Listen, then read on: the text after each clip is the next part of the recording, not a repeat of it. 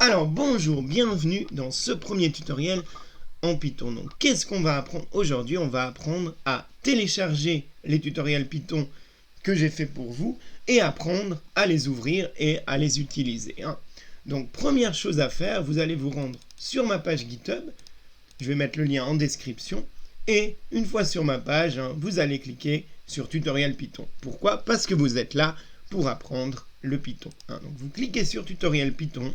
Et là, vous allez pouvoir les télécharger. Donc vous cliquez sur ce petit onglet vert avec marqué code et vous allez télécharger le fichier zip. Donc vous le téléchargez où vous voulez.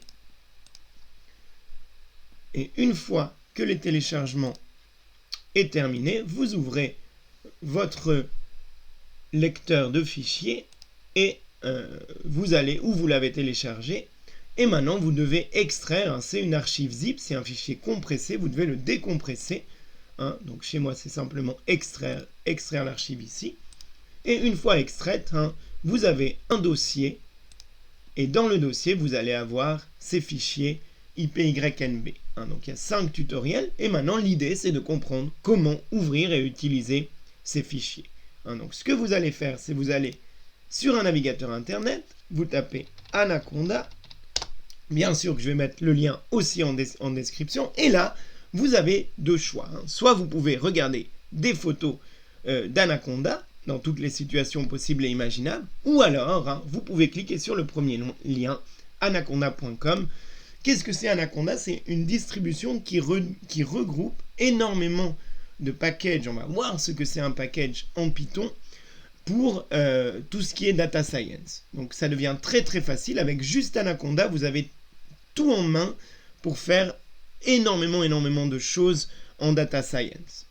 Donc c'est très très utile et c'est pour ça que c'est une des distributions les plus utilisées et où il y a le plus de ressources dans le monde. Donc c'est vraiment, je vous conseille vraiment d'utiliser Anaconda. Et là, une fois sur la page, vous avez de nouveau deux choix. Soit vous pouvez télécharger Anaconda sur votre ordinateur, vous allez juste dans Product, Anaconda Distribution, et là vous avez un lien pour le télécharger. C'est très facile, c'est comme télécharger n'importe quel logiciel. Et ensuite, vous allez l'avoir sur votre ordinateur. Et l'avantage, c'est que vous n'avez pas besoin d'une connexion Internet pour l'utiliser.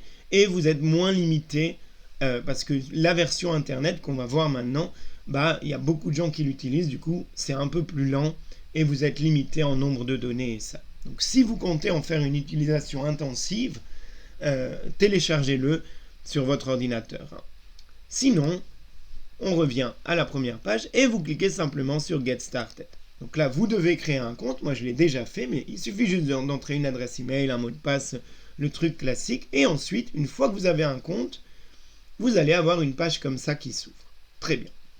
Donc là, maintenant, l'idée, c'est d'importer le tutoriel pour pouvoir le faire, pour pouvoir l'utiliser. Donc, comment vous allez faire ça? Vous allez simplement cliquer sur cette petite flèche, Upload Files.